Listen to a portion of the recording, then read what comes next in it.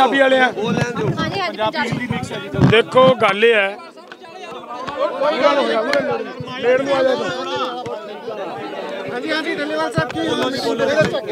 थोड़ा जा माड़ा पर हो जाए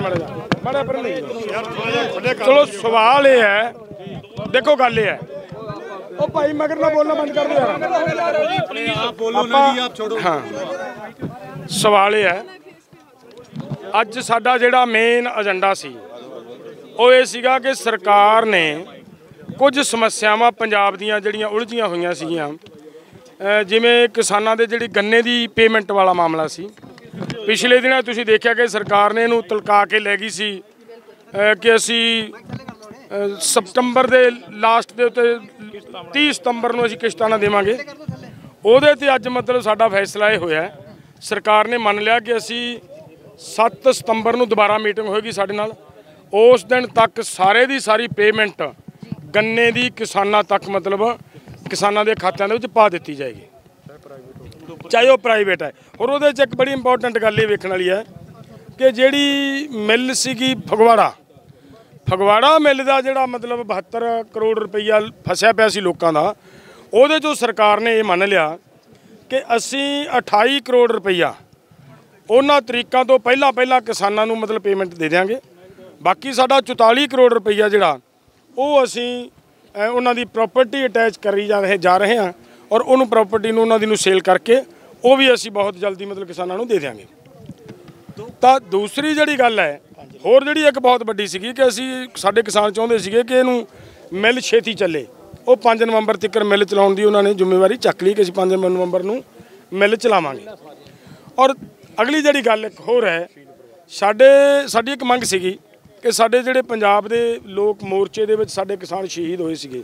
उन्हां शहीदां दे बहुत सारे परिवार रहिंदे सी जिन्हां नूं उन्हां ने पेमेंट नहीं सी दित्ती गई 5-5 हज़ार रुपया 5-5 लाख रुपया। वो अज मतलब उन्होंने मन लिया कि अज तिकर जिहड़े 17 केस अज ही उन्होंने मतलब पा दित्ते गए है क्योंकि मंग पत्र पहला आ गया सी उन्हां कोले। ते बाकी जिहड़े रह गए वो सारे दे सारे मतलब 5 अगस्त तक कंप्लीट करके किसानों नूं पेमेंट सारिਆਂ ਨੂੰ ਉਹ चली जाएगी। साडी बड़ी मंग सी ਉਹ। अगली जिहड़ी एक गल सीगी कि तुसीं देखिआ होवेगा कि किसानां दा जिहड़ा नरमा मर गया चिट्टी मक्खी करके मर गया जां गुलाबी सुंडी करके मर गया तो सरकार डिले कर रही सी कि भी असीं इहनूं सानूं ऐ लग रहा सी साडे किसानां नूं भी सीगा ते अक्सर हुंदा भी रिहा लोकां नाल कि बई किसानां ने हुण उस तों बाद बासमती दी खेती कर देनी सी वाह के नरमा तब उन्होंने किसानों नूं पेमेंट कौन देवेगा उन्होंने तो ये कह देंगे लो जी तुहाडे तां इत्थे बासमती अजे तां नरमा है ही नहीं सी। उहदे ते उन्होंने मतलब किया कि असीं अज्जे ही मतलब गिरदौरियां दे ऑर्डर दिते हुए ने जिथे जिथे भी किसानां दा नरमा सी वो सारे दे सारे नूं जिन्ना जिद्दे तो लैके वाह के बीजिया नरमे की बिजांद की है जिन्ना उहते खर्चा आया वो सारे का पैसा पाई किसानां दी वक्रे रूप च देवांगे असीं भावें उहदे ते लोकां ने झोना ला लिया चाहे उन्होंने बासमती ला ली। फिर साडी एक सीगी कि जिहड़े लोकां दा पिछली वारी नुकसान होया बासमती का नुकसान हो गया गड़ेमारी करके वो एक बड़ा खेतर सीगा जिथे नुकसान होया वा सी उन्हां लोकां दा सारा उन्होंने ये कहा सानू कि सानू थोड़ा जिहा उहदे ते कुछ समस्यावां सीगियां वो असीं 1-2 हफ्तिਆਂ ਦੇ ਵਿੱਚ ਉਹਨੂੰ क्लीयर करके वो सारे दी सारी पेमेंट वो भी असीं उन्हां नूं किसानां नूं दे देंगे। एक अगली गल उहदे च होर भी सी साडी एक इहदे च इन्हां मंगां दे विच कि जिवें साडे हाँ केस पए सीगे लोकां दे उत्ते और उलझे पए सीगे और यूटी दे विच भी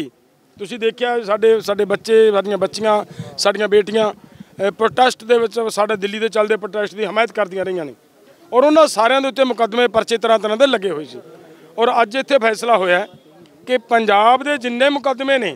वो सारे दे सारे जिन्हां दे विच उन्होंने दस्सिया कि 29 मुकदमे असीं वापस ले लए, जिहड़े 34 मुकदमे हैं उन्हां नूं असीं मतलब ऑर्डर हो गया अज कि वो सारे दे सारे मतलब उन्हां दी कोई इन्वेस्टिगेशन नहीं वो सारे दे सारे वापस ले लो। और 6 मुकदमे वो जिहड़े कोर्ट चले गए और जिहड़े कोर्ट चले गए उन्हां नूं भी मतलब विड्रॉ करन दी प्रक्रिया अज तो शुरू हो गई है वो भी सारे दे सारे वापस हो जाणगे। आगे जिहड़े उहदा विच ही ने पराली परूली वाले सारे। अगली जिहड़ी गल उहदे च सीगी कि जिहड़ा साडा यूटी दे सीगे ना नौजवान साडीआं बच्चियां साडे होर वीर उन्हां नूं भी उलझाया पिया सी वो साडी एक जोर दे के रखी सी कि साडे CM साहब इहनूं आप हैंडल करन और उन्होंने ये जिम्मेवारी चक ली DGP पंजाब ते DGP UT ये दोने बैठ के इन्हां केसां नूं मतलब साझा करके आपस में जो ऑर्डर होए हुए ने सरकार दे तो सारिਆਂ ਨੂੰ मतलब इन्हां केसां नूं भी वापस लैणगे।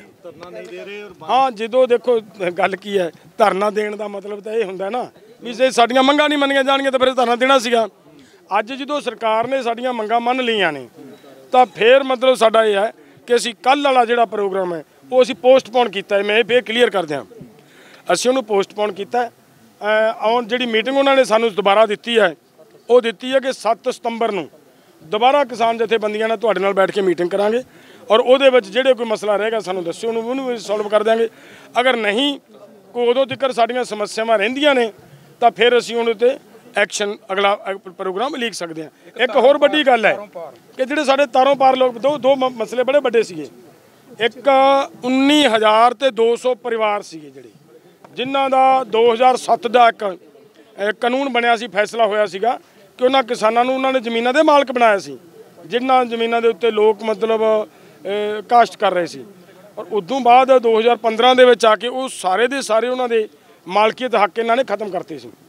ਉਹ ਅੱਜ ਸਰਕਾਰ ਨੇ ਸਾਡੇ ਕੋਲੇ ਮੰਨ ਲਿਆ ਕਿ ਉਹ ਅਸੀਂ ਦੁਬਾਰਾ ਭਾਵੇਂ ਸਾਨੂੰ ਆਪਦੀ ਵਿਧਾਨ ਸਭਾ ਦਾ ਸੈਸ਼ਨ ਬੁਲਾਉਣਾ ਪਵੇ ਚਾਹੇ ਕਿਸੇ ਤਰੀਕੇ ਨਾਲ ਕਰਨਾ ਪਵੇ ਉਹ ਅਸੀਂ ਦੁਬਾਰਾ ਕਾਨੂੰਨ ਬਣਾ ਕੇ ਉਹ ਸਾਰੇ ਦੇ ਸਾਰੇ ਕਿਸਾਨਾਂ ਨੂੰ ਹੱਕ ਮਾਲਕੀਅਤ ਦੇਵਾਂਗੇ। 96 ਕਰੋੜ ਰੁਪਈਆ ਸੀ ਜਿਹੜਾ ਲੋਕਾਂ ਦਾ ਤਾਰੋਂ ਪਾਰ ਵਾਲਿਆ ਰਹਿੰਦਾ ਸੀਗਾ ਬਕਾਇਆ ਉਹਨਾਂ ਦਾ ਮੁਆਵਜ਼ਾ ਔਰ ਉਹਨੂੰ ਉਹਨਾਂ ਨੇ ਮੰਨ ਲਿਆ ਕਿ 10 ਦਿਨ ਦੇ ਵਿੱਚ ਟੋਟਲ ਕਿਸਾਨਾਂ ਦੇ ਖਾਤਿਆਂ ਤੱਕ ਉਹ ਪੇਮੈਂਟ ਆ ਜਿਹੜੀ ਪਹੁੰਚਦੀ ਹੋ ਜੂਗੀ। ਔਰ ਨਾਲ ਇੱਕ ਗੱਲ ਹੋਰ ਸੀਗੀ ਅਸੀਂ ਕਹਿ ਰਹੇ ਸੀਗੇ ਕਿ ਜਿਹੜੇ ਉੱਥੇ ਕਿਸਾਨ ਖੇਤੀ ਕਰਦੇ ਨੇ ਉੱਥੇ ਸੂਰ ਬੜਾ ਨੁਕਸਾਨ ਕਰਦੇ ਆ। ਪਹਿਲੇ ਸਮੇਂ ਦੇ ਵਿੱਚ ਲੋਕ ਉੱਥੇ मतलब ਇੱਕ ਆਪਣੀ ਬੈਟਰੀ ਦਾ ਕਰੰਟ ਦੇ ਕੇ ਉਹ ਜਾਨਵਰਾਂ ਨੂੰ ਭਜਾ ਲੈਂਦੇ ਸੀਗੇ। ਉਹ ਪਿਛਲੇ ਸਮੇਂ ਦੇ ਵਿੱਚ BSF ਨੇ ਉਹਦੇ ਤੇ ਰੋਕ ਲਾਤੀ ਲੋਕਾਂ ਨੂੰ ਨਹੀਂ ਕਰਨ ਦਿੱਤਾ ਜਾ ਰਿਹਾ ਸੀ। ਉਹ ਸਾਡੇ CM ਸਾਹਿਬ ਨੇ ਇਹ ਜ਼ਿੰਮੇਵਾਰੀ ਚੱਕੀ ਹੈ ਕਿ ਮੈਂ ਖੁਦ ਇਹਦੇ ਵਿੱਚ मतलब ਉਹਨਾਂ ਨਾਲ ਗੱਲਬਾਤ ਕਰਕੇ ਉੱਥੋਂ ਬੈਠ ਕੇ ਉਹਨਾਂ ਨਾਲ ਤਾਂ ਉਹਦੇ ਨਾਲ ਮੈਂ ਤੁਹਾਡਾ ਉਸ ਮਸਲੇ ਦਾ ਵੀ ਹੱਲ ਕਰਾਂਗੇ ਤਾਂ ਕਿ मतलब ਕਿਸਾਨਾਂ ਨੂੰ ਉਹ ਸੂਰਾਂ ਦਾ ਵੀ ਮਸਲਾ ਹੱਲ ਕੀਤਾ ਜਾ ਸਕੇ। ਇੱਕ ਹੋਰ ਬਹੁਤ ਵੱਡੀ ਮੰਗ ਹਾਂ ਇੱਕ ਅਜੇ ਸਾਡੀਆਂ ਮੰਗਾਂ ਰਹਿੰਦੀਆਂ ਤੁਸੀਂ ਸਾਨੂੰ ਖੜੇ ਹੀ ਆ ਜਦੋਂ ਥੱਲੇ ਹੀ ਆ ਰਾਤ ਤਾਂ ਪਾਈ ਆਪਾਂ ਗੱਲ ਦੇਖੋ ਕਿੱਡੀ ਵੱਡੀ ਗੱਲ ਸੀ। ਇੱਕ ਤੁਸੀਂ ਸਾਰਿਆਂ ਨੂੰ ਪਤਾ ਹੋਊਗਾ ਸਾਡੇ ਪਿੰਡਾਂ ਦੇ ਵਿੱਚ ਕੋਈ ਕਿਸਾਨ ਥੋੜੀ ਕੋਈ 2 ਕਨਾਲਾਂ ਕੋਈ ਕਨਾਲ ਕੋਈ ਅੱਧੀ ਕਨਾਲ ਆਪਦਾ ਚਾਹੁੰਦਾ ਵੀ ਮੈਂ ਬੱਚੀ ਦੀ ਸ਼ਾਦੀ ਕਰਨੀ ਹੈ ਮੈਂ ਮੇਰੀ 10 ਮਰਲਿਆਂ ਨਾਲ ਹੋ ਸਕਦਾ ਹੈ ਉਹ ਵੇਚਣੀ ਚਾਹੁੰਦਾ ਸੀ ਤੇ ਉਹਨੂੰ ਕਮਰਸ਼ੀਅਲ ਰੇਟ ਲੱਗਦਾ ਸੀ ਉਹਦੇ ਤੇ ਬਹੁਤ ਜ਼ਿਆਦਾ मतलब ਉਹਨੂੰ ਖਰਚੇ ਪੈਂਦੇ ਸੀ ਔਰ ਉਹਨਾਂ ਨੇ ਅਲਾਉ ਕਰਤਾ ਕਿ ਖੇਤੀ ਕਰਨ ਵਾਲੀ ਜ਼ਮੀਨ ਆ ਜਿਹੜੀ ਪਿੰਡਾਂ ਦੇ ਵਿੱਚ ਬਿਲਕੁਲ ਕਲੀਅਰ ਹੈ ਕਿ ਉਹਨੂੰ ਕਿਸੇ ਤਰ੍ਹਾਂ ਦੀ ਕੋਈ NOC ਦੀ ਲੋੜ ਨਹੀਂ ਹੈ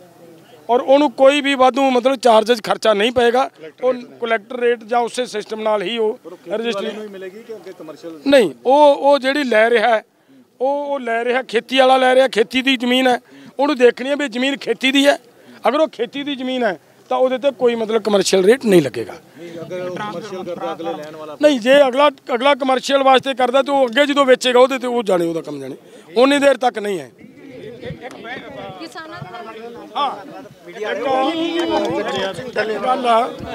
ਇੱਕ ਗੱਲ ਹੋਰ ਇੰਪੋਰਟੈਂਟ ਹੈ ਜਿਹੜੇ ਦੇਖੋ BBMB ਦੇ ਵਿੱਚ यार ऐ क्यों करते हो BBMB ਦੇ ਵਿੱਚ ਆਪਣੀ ਜਿਹੜੀ ਵਧੀਆ ਗੱਲ ਜਿਹੜੀ ਹੋਈ ਆ ਤੁਹਾਡੀ ਲਈ ਪੂਰੇ ਪੰਜਾਬ ਲਈ ਉਹ ਇਹ ਲਈ ਹੋਈ ਆ ਕਿ ਉਹਨਾਂ ਨੇ ਕਿਹਾ ਕਿ ਅਸੀਂ ਪੰਜਾਬ ਦੀ ਹਿੱਸੇਦਾਰੀ ਬਹਾਲ ਥੋੜੇ ਦਿਨਾਂ 'ਚ ਤੁਸੀਂ ਦੇਖੋਗੇ ਅਸੀਂ BBMB ਦੇ ਵਿੱਚ ਮੁੜ ਦੁਬਾਰਾ ਪੰਜਾਬ ਦੀ ਉਹੀ ਹਿੱਸੇਦਾਰੀ ਬਹਾਲ ਕਰ ਲਾਂਗੇ। ਇੱਕ ਤਾਂ ਇਹ ਗੱਲ ਹੈ ਝੋਨੇ ਦੀ ਸਿੱਧੀ ਬਿਜਾਈ ਜਿਹੜੇ ਲੋਕਾਂ ਨੇ ਕੀਤੀ ਉਹਨਾਂ ਦੀ ਪੇਮੈਂਟ ਨਹੀਂ ਸੀ ਅਜੇ ਲੋਕਾਂ ਨੂੰ ਪਈ ਉਹ ਸਿਰਫ ਇਹਨਾਂ ਨੇ ਅਨਾਉਂਸਮੈਂਟ ਕੀਤਾ ਸੀ ਉਹ ਵੀ ਇਹਨਾਂ ਨੇ ਮੰਨ ਲਿਆ ਕਿ ਇੱਕ ਗਰਦੌਰੀ ਹੋ ਗਈ ਹੈ ਪਰ ਜੇ ਕੋਈ ਰਹਿ ਗਏ ਨੇ ਕਿਸਾਨ ਉਹ ਦੁਬਾਰਾ ਗਰਦੌਰੀ ਇੱਕ ਅਸੀਂ ਹੋਰ ਕਰਵਾ ਰਹੇ ਹਾਂ। ਉਹ ਜਿਹੜੀ ਗਰਦੌਰੀ ਹੋ ਗਈ ਉਹ ਸਾਰੇ ਦੇ ਸਾਰੇ मतलब ਕਿਸਾਨਾਂ ਦੀ ਉਹ ਜਿਹੜਾ 1500 ਰੁਪਈਆ ਉਹ ਪੂਰਾ ਦਾ ਪੂਰਾ ਕਿਸਾਨਾਂ ਦੇ ਖਾਤੇ ਦੇ ਵਿੱਚ ਪਾ ਦਿੱਤਾ ਜਾਏਗਾ। ਮੂੰਗੀ ਵਾਲੀ ਗੱਲ ਆ ਗਈ ਮੂੰਗੀ ਦੇ ਉੱਤੇ ਉਹਨਾਂ ਨੇ ਮੰਨ ਲਿਆ ਕਿ ਜਿੰਨਾ ਵੀ ਕਿਸਾਨਾਂ ਨੂੰ ਘੱਟ ਰੇਟ ਮਿਲਿਆ